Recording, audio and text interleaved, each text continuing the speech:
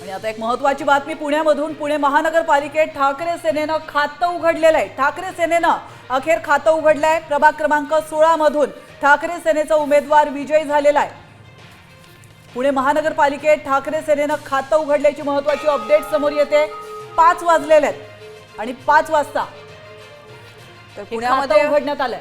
खरंय, कारण की पुण्यामध्ये बघायला गेला तर उद्धव ठाकरेंची शिवसेना, मनसे आणि काँग्रेसची युती होती.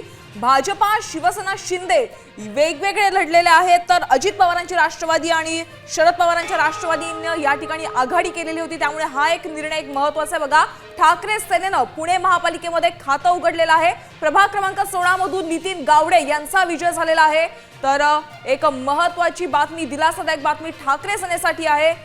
पुण्यामध्ये ठाकरे सेनेनं खातं उघडलंय. खरं तर पुण्यामध्ये ठाकरे सेनेसाठी ही बातमी दिलासादायक म्हणावी की नाही हा देखील महत्त्वाचा प्रश्न आहे.